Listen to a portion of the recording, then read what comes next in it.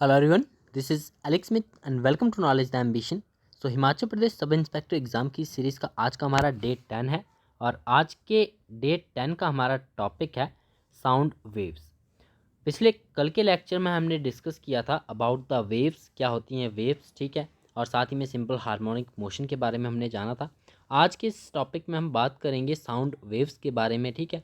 सभी important terms को यहाँ पर डिस्कस करेंगे। साउंड वेव्स से रिलेटेड आपके जितने भी प्रकार की साउंड वेव्स होती हैं उन्हें हम यहाँ पर डिस्कस करेंगे, और साथ ही में कुछ एक इम्पॉर्टेंट आपके स्पीड ऑफ साउंड जो टॉपिक है वह यहाँ से एक इम्पॉर्टेंट क्वेश्चन पूछा जाता है कि डिफरेंट मीडियम्स में जो है वो साउंड की स्पीड जो है वो कितनी रहती है, तो वो भी हम यहाँ पर देखेंगे। तो आपको वीडियो के अंत तक बने रहना है। तो चलिए शुरू करते हैं। आगे बढ़ने से पहले आप चैनल को सब्सक्राइब कर सकते हो, फॉलो कर सकते हो, फेसबुक, इंस्टा और टेलीग्राम चैनल ज्वाइन कर लीजिएगा, लिंक डिस्क्रिप्शन में दिया गया है। अब सबसे पहले हम यहाँ पर बात करते हैं अपने topic which is sound wave की। साउंड वेव, साउंड वेव होती क्या है? लास्ट में हमने पढ़ा था कि वेव्स क्या है, एक डिस्टर्बेंस होती है जो कि प्रोपोगेट करती है एनर्जी को from one place to other place without the transport of matter. तो वो आपकी वेव्स होती हैं, और वेव्स को हमने बेसिकली टू टाइप्स में कैटेगराइज किया था, मैकेनिकल और नॉन मैकेनिकल। और नॉन मैकेनिकल हम इलेक्ट्रोमैकेनिकल भी कहते हैं, ठीक है, सॉरी इलेक्ट्रोमैग्नेटिक भी कहते हैं। तो अब साउंड वेव्स की बात है, तो साउंड वेव्स क्या होती हैं? Sound waves are the longitudinal mechanical waves. ये होती हैं आपकी लॉन्गिट्यूडनल मैकेनिकल वेव्स।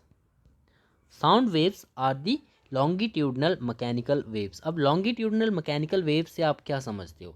अगर आपको ध्यान में होगा तो मैकेनिकल वेव्स मैंने आपको बताया था कि मैकेनिकल वेव्स वो होती हैं जिनको रिक्वायर होता है एक medium which is material medium, जो कि सॉलिड, लिक्विड और गैस हो सकता है, for the propagation of energy. तो वो आपका मैकेनिकल वेव्स कहलाती हैं। और मैकेनिकल वेव्स में भी हमने दो प्रकार की वेव्स देखी थी, which is longitudinal and transverse. तो लॉन्गिट्यूडनल क्या होता है कि यदि पार्टिकल्स, किसी भी मीडियम के पार्टिकल्स जो हैं वो वाइब्रेट करते हैं in the direction of propagation of wave, तो वो आपकी जो वेव होगी वो लॉन्गिट्यूडनल वेव होगी। और इसी से हमारी साउंड वेव निकल कर आती है कि साउंड वेव्स जो होती हैं वो लॉन्गिट्यूडनल मैकेनिकल वेव्स होती हैं, ठीक है। और इनकी फ्रीक्वेंसी रेंज के अकॉर्डिंग लॉन्गिट्यूडनल मैकेनिकल वेव्स जो होती हैं they are divided into different categories, और इन्हीं कैटेगरीज की हम बात करेंगे, ठीक है। फ्रीक्वेंसी रेंज के अकॉर्डिंग आपको ध्यान में रखना है, जो लॉन्गिट्यूडनल मैकेनिकल वेव्स हैं उन्हें हमने डिफरेंट पार्ट्स में जो है वो कैटेगराइज किया गया है, ठीक है। तो साउंड वेव्स डेफिनेशन आपको ध्यान में रखनी है। Sound waves are the longitudinal mechanical waves, longitudinal mechanical waves, और ये जनरेट होती हैं by the transmission of disturbance in the form of compression, ठीक है। किस प्रकार से जनरेट होती है? By the transmission of the disturbance in the form of compression, ठीक है। तो इस प्रकार से ये जनरेट होती है। अब फर्दर हमने इसकी फ्रीक्वेंसी, साउंड वेव्स की फ्रीक्वेंसी रेंज के अकॉर्डिंग जो है वो लॉन्गिट्यूडनल मैकेनिकल वेव्स को जो है लॉन्गिट्यूडनल मैकेनिकल वेव्स को फर्दर डिफरेंट कैटेगरीज में जो है वो कैटेगराइज किया हुआ है। इनमें से सबसे पहले आती है आपकी क्या? ऑडिबल और दी साउंड वेव्स। ये इंपॉर्टेंट टर्म्स हैं, टर्म्स ही आपको समझना है कि ये होती क्या है, ठीक है। फर्स्ट आता है आपका ऑडिबल और साउंड वेव्स। सो ऑडिबल और साउंड वेव्स वो लॉन्गिट्यूडनल मैकेनिकल वेव्स होती हैं जो कि लाई करती है in the frequency range of 20 hertz to 20,000 hertz. Audible और साउंड वेव्स कौन सी वेव्स होंगी?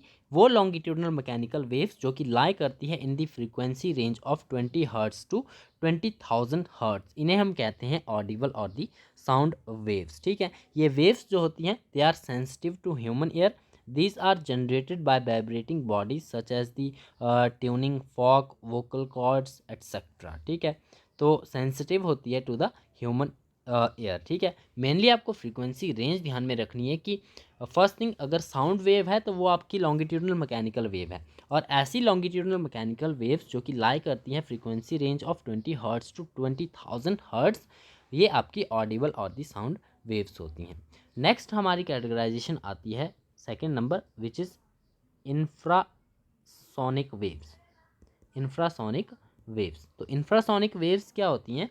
वो longitudinal mechanical waves having frequencies less than 20 hertz are infrasonic, यानी कि जिनकी फ्रीक्वेंसी रेंज जो होती है वो होती है लेस देन 20 हर्ट्ज, तो वो आपकी कहलाती है इंफ्रासोनिक वेव्स। ठीक है, these waves are produced by the sources of bigger size such as earthquake, volcanic eruptions, ocean waves and by the elephants और द व्हेल्स। तो ये भी आपको ध्यान में रखना है कि ये जो इंफ्रासोनिक वेव्स होती हैं ये आपकी प्रोड्यूस होती है by the sources of bigger size.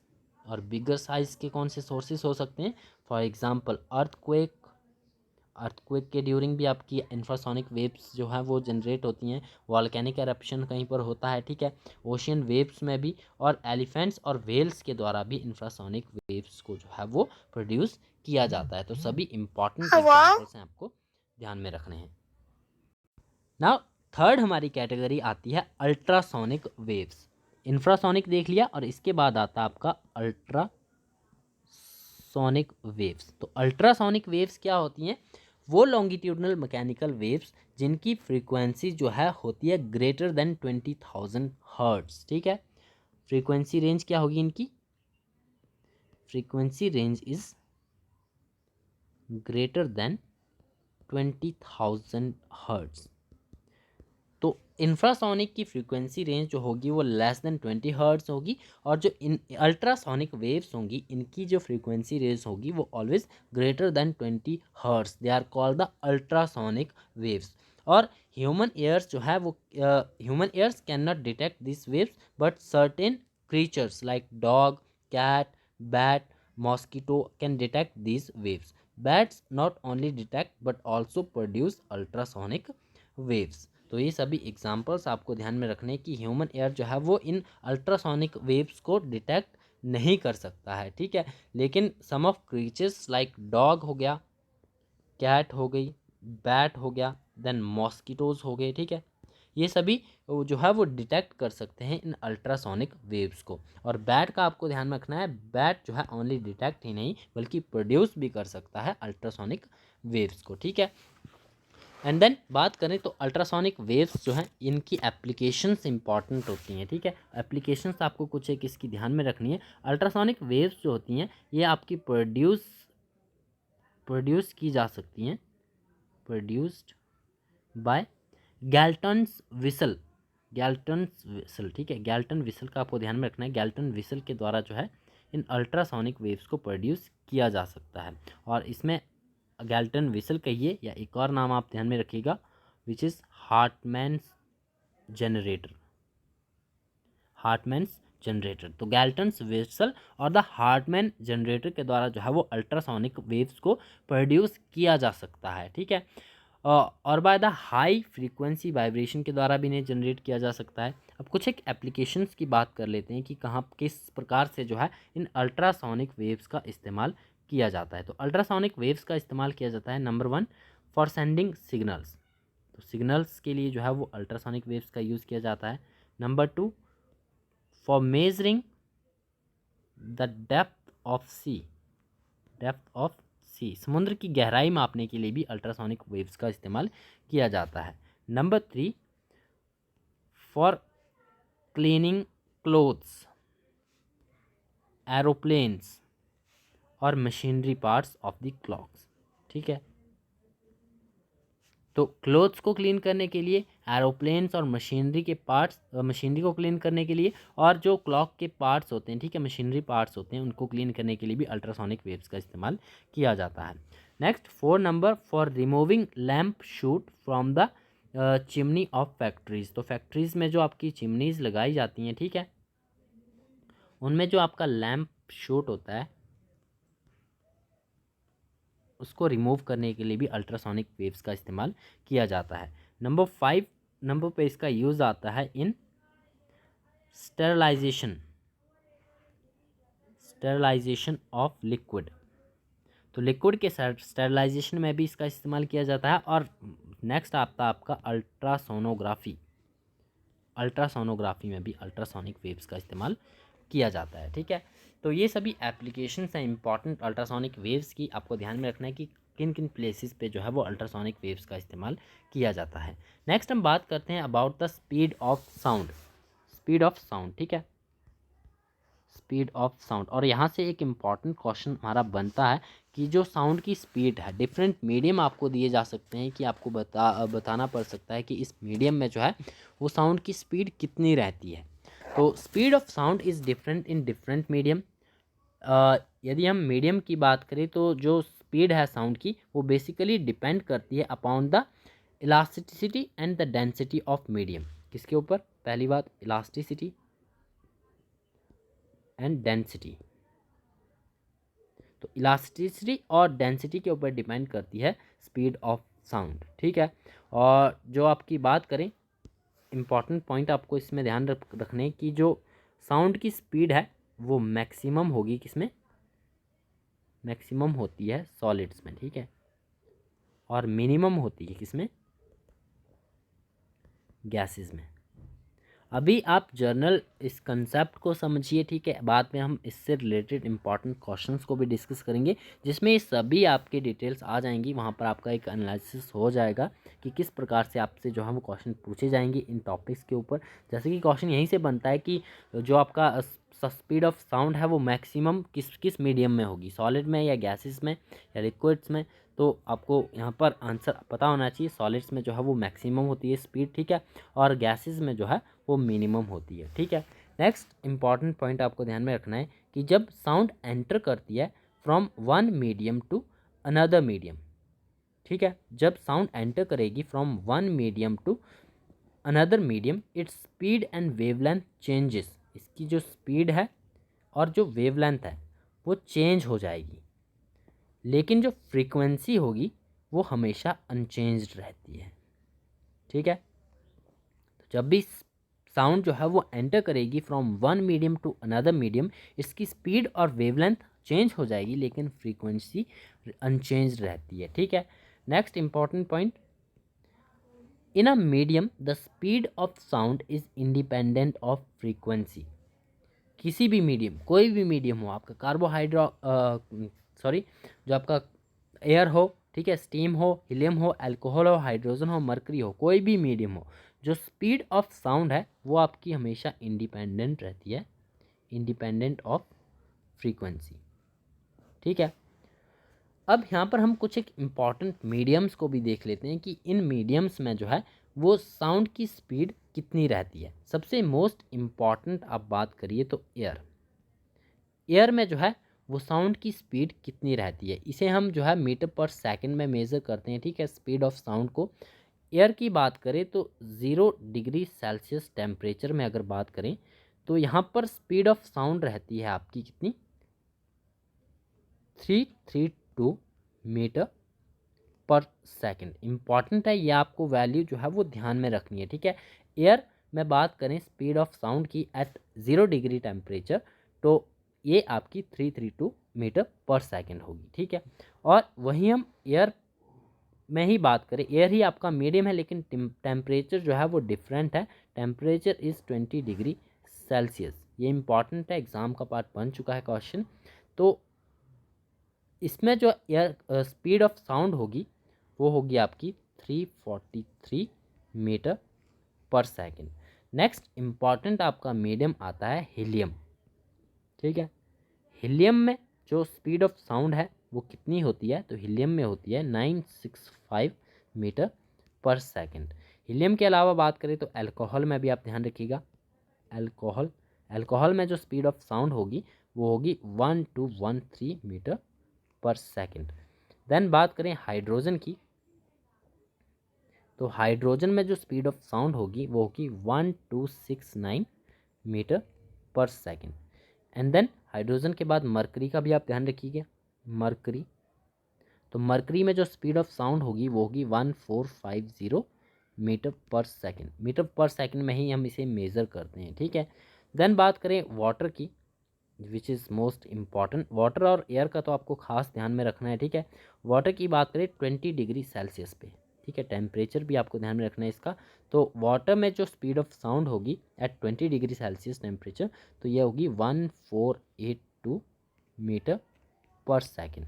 Then C water की बात करें, सी वाटर, तो सी वाटर में ये स्पीड होगी आपकी 1533 मीटर पर सेकेंड, ठीक है। इसके अलावा आयरन का भी आपको ध्यान में रखना है, ये सभी इंपॉर्टेंट है तो ध्यान में आपको रखने पड़ेंगे। आयरन का होता है 5130 मीटर पर सेकेंड, ये स्पीड होती है, ठीक है, speed of sound in iron. Then बात करें नेक्स्ट आपका ग्रेनाइट। ग्रेनाइट भी इंपॉर्टेंट है, तो ग्रेनाइट को भी आप ध्यान में रखिएगा। ग्रेनाइट में जो स्पीड होती है वो होती है 6000 मीटर पर second. And last one is aluminium, जो कि आपको ध्यान में रखना है, एल्यूमिनियम। तो एल्यूमिनियम में स्पीड होती है आपकी 6420 मीटर पर सेकेंड। ये सभी इंपॉर्टेंट मीडियम है जिनमें कि स्पीड ऑफ साउंड मैंने आपको बता दी कि इस प्रकार से ये रहती है, तो ये सभी आपको ध्यान में रखनी है, ठीक है। नाउ अब हम यहाँ पर बात करते हैं some of the important effects of pressure, temperature and humidity on the speed of sound. तो स्पीड ऑफ साउंड के ऊपर प्रेशर का क्या इफेक्ट पड़ता है, टेम्परेचर का क्या इफेक्ट पड़ता है और ह्यूमिडिटी का क्या इफेक्ट पड़ता है, तो ये हम जान लेते हैं क्योंकि ये भी एग्जाम का पार्ट बनते हैं। तो फर्स्ट आप यहाँ पर जानिए what is the effect of what, pressure. Pressure का इफेक्ट क्या पड़ेगा स्पीड ऑफ साउंड के ऊपर, ये क्या इफेक्ट इसका होता है प्रेशर का। तो जो स्पीड ऑफ साउंड है, ठीक है, वो इंडिपेंडेंट होती है ऑफ द प्रेशर। ध्यान में रखना हो, it is independent of pressure, independent of pressure, यानी कि स्पीड जो है वो अनचेंज रहती है बाय द इंक्रीज और डिक्रीज ऑफ द प्रेशर। यानी कि किसी भी मीडियम में यदि प्रेशर को इंक्रीज या डिक्रीज किया जाएगा, प्रेशर की हम बात कर रहे हैं, ठीक है, प्रेशर को इंक्रीज या डिक्रीज किया जाएगा तो जो स्पीड होगी वो हमेशा अनचेंज रहती है, ठीक है। इसीलिए इसे हमने कहा कि it is independent of pressure, ठीक है। ये प्रेशर का इफेक्ट है। देन इफेक्ट की बात करते हैं हम, effect of temperature on the speed of sound. तो टेम्परेचर का क्या इफेक्ट पड़ता है कि जब स्पीड ऑफ साउंड जो है वो इंक्रीज होती है with the increase of temperature of the medium, ठीक है। सॉरी, स्टेटमेंट आपकी इस प्रकार से है कि जो स्पीड ऑफ साउंड है वो इंक्रीज हो जाती है with the increase of temperature of the medium. यानी कि जो भी आपके पास मीडियम रहेगा, यदि इसका टेम्परेचर इंक्रीज होगा तो जो स्पीड ऑफ साउंड होगी वो भी इंक्रीज हो जाएगी, ठीक है, इंक्रीज हो जाएगी। ये टेम्परेचर का इफेक्ट पड़ता है इसके ऊपर, ठीक है। और जो स्पीड ऑफ साउंड है ये एयर में आपकी इंक्रीज होती है बाय 0.61 मीटर पर second when temperature increase by 1 degree Celsius. यानी कि आपका जो भी मीडियम रहेगा, ठीक है, यदि आपके पास कोई मीडियम है उसके टेम्परेचर में 1 डिग्री सेल्सियस इंक्रीज होगा तो जो आपकी स्पीड ऑफ साउंड होगी, ठीक है, एयर में, वो आपकी 0.61 मीटर पर सेकेंड जो है वो इंक्रीज हो जाएगी। तो टेम्परेचर का यही इफेक्ट पड़ता है कि जैसे ही मीडियम का टेम्परेचर इंक्रीज होगा स्पीड ऑफ साउंड भी जो है वो इंक्रीज हो जाएगी। नेक्स्ट हम बात करते हैं इफेक्ट ऑफ ह्यूमिडिटी, ह्यूमिडिटी का इफेक्ट, ठीक है। तो ह्यूमिडिटी क्या है, the speed of sound is more in humid air. यानी एयर जब भी आपकी ह्यूमिड होगी, एयर में ह्यूमिडिटी पाई जाएगी, ठीक है, more humid than in dry air because the speed of sound is more humid in air, ठीक है। यानी कि ह्यूमिड एयर में जो स्पीड ऑफ साउंड होगी वो हमेशा ज़्यादा होगी, ठीक है। स्पीड क्या होगी, हमेशा ज़्यादा होगी, किसमें, ह्यूमिड एयर में, किसके मुकाबले, ड्राई एयर के मुकाबले, ठीक है। यानी कि ड्राई एयर में जो है वो स्पीड ऑफ साउंड कम होगी और ह्यूमिड एयर में जो है वो स्पीड ऑफ साउंड हमेशा ज़्यादा होगी। इसका कारण क्या है, क्योंकि जो डेंसिटी होती है ह्यूमिड एयर की वो कम होती है than the density of dry air. यानी कि ड्राई एयर की जो डेंसिटी होगी वो ज़्यादा होगी with comparison to the humid air. इसी यही कारण बनता है कि जो स्पीड ऑफ साउंड है हेयर ह्यूमिड एयर में जो है वो हमेशा ज़्यादा होती है as compare to dry air. ठीक है, तो ये इम्फैक्ट सभी आपको ध्यान में रखने हैं। इसके अलावा हम कुछ एक अदर इम्पॉर्टेंट टर्म्स देख लेते हैं। ठीक है, जैसे कि आपका इंटेंसिटी हो गया, तो इंटेंसिटी क्या होता है, पिच, इको की बात करते हैं। और इसके अलावा एक हमारा एक अल्ट्रासोनिक वेव्स के साथ साथ एक कंसेप्ट और छूट गया जिसका नाम है सोनार। सोनार के बारे में भी आप ध्यान रखिएगा, सोनार मैक्सिमम एग्जाम्स का पार्ट बनता ही है। तो सोनार की सबसे पहले फुल फॉर्म आपको पता होनी चाहिए। इसकी फुल फॉर्म होती है साउंड नेविगेशन एंड रेंजिंग। तो सोनार क्या है, it is sound navigation and ranging. ठीक है, सोनार का इस्तेमाल किया जाता है to measure the depth of the sea, यानी कि समुद्र की गहराई को मापने के लिए हम सोनार का इस्तेमाल करते हैं। और इसके अलावा यदि समुद्र वाटर में यदि कोई जो थिंग्स हैं वो डूबी हैं तो उनकी लोकेशन को पता करने के लिए भी हम जो है वो सोनार का इस्तेमाल करते हैं। ठीक है, नेक्स्ट हम बात करते हैं इंटेंसिटी की। तो इंटेंसिटी क्या होती है, इंटेंसिटी कुछ एक इंपॉर्टेंट टर्म्स हैं, इन्हें हम यहाँ पर जनरली डिस्कस कर लेते हैं कि इंटेंसिटी क्या होती है, इको क्या होता है, पिच क्या होती है। ठीक है, तो intensity of a sound at any point in space is defined as amount of energy passing normally per unit area held around that point per unit time. ठीक है, इंटेंसिटी क्या है, सिंपली हम इसे कहे तो rate of flow of energy. ठीक है, rate of flow of energy पर यूनिट एरिया। ठीक है, rate of flow of energy पर यूनिट एरिया जो है ये आपकी इंटेंसिटी कहलाएगी। और इंटेंसिटी का ऐसा ही यूनिट आपको ध्यान में रखना है विच इज़ मोस्ट इम्पॉर्टेंट। तो यह आता है आपका वॉट पर मीटर स्क्वायर। ठीक है, वॉट पर मीटर स्क्वायर जो है वो इंटेंसिटी का एसआई यूनिट होता है। नेक्स्ट अब हम बात करते हैं अबाउट द पिच। पिच क्या होती है, नेक्स्ट इंपॉर्टेंट टर्म आती है हमारी पिच। तो पिच क्या है, एक करेक्टरिस्टिक्स है। ठीक है, करेक्टरिस्टिक है किसकी, साउंड की। साउंड की एक करेक्टरिस्टिक होती है पिच, जो कि डिस्टिंग्विश करती है a sharp sound from a dull sound. ठीक है, पिच डिपेंड करती है हमारी फ्रीक्वेंसी के ऊपर, फ्रीक्वेंसी के ऊपर डिपेंड करती है। ठीक है, जितनी हायर फ्रीक्वेंसी होगी पिच जो है वो आपकी उतनी हायर होगी। ठीक है, lower the frequency lower will be the pitch and grave will be the sound. ठीक है, तो पिच फ्रीक्वेंसी के ऊपर फ्रीक्वेंसी से एसोसिएटेड है। ठीक है, फ्रीक्वेंसी हाई होगी तो पिच ऑटोमेटिकली हाई होगी। ठीक है, देन हम बात करते हैं क्वालिटी। तो क्वालिटी भी आपकी एक करेक्टरिस्टिक है साउंड की ही। ठीक है, जो कि इनेबल करती है to distinguish between sounds produced by two sources having the same intensity and pitch। यानी कि दो सोर्सेज से यदि आपको कोई साउंड सुनाई दे रही है तो सेम इंटेंसिटी की और सेम पिच की, तो उनके बीच में डिस्टिंग्विशमेंट करना, ठीक है, उनको डिस्टिंग्विश करना में ये हेल्प करती है। ठीक है, quality, the quality depends upon the number, frequency and relative intensities of the overtones. इसके अलावा बात करते हैं, नेक्स्ट हमारा आता है इको।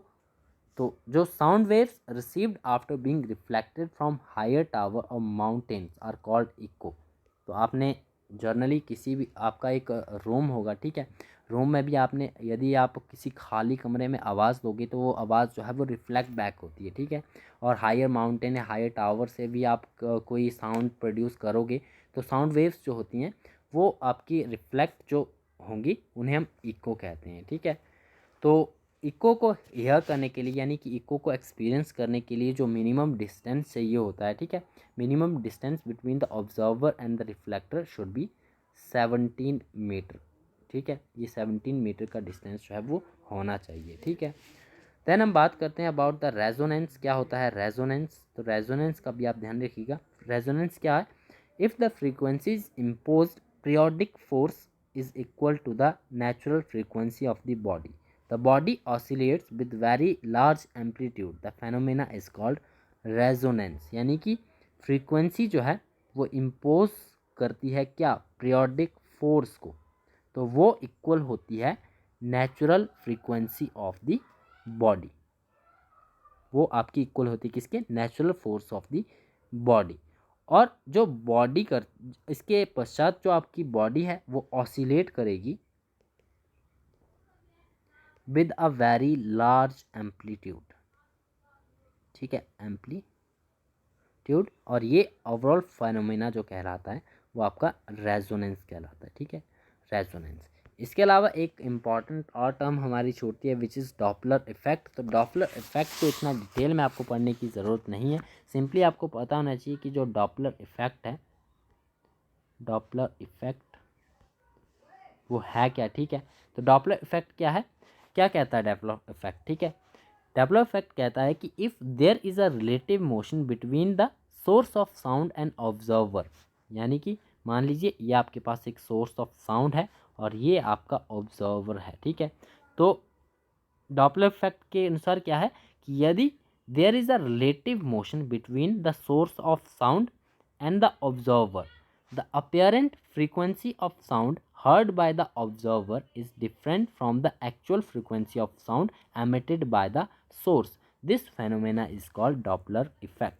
यानी सिंपली आप इसे समझिए कि यदि मान लीजिए एक सोर्स ऑफ साउंड है ये हमारा, और यहाँ पर हमारा ऑब्जर्वर बैठा है यानी कि आप बैठे हो, ठीक है।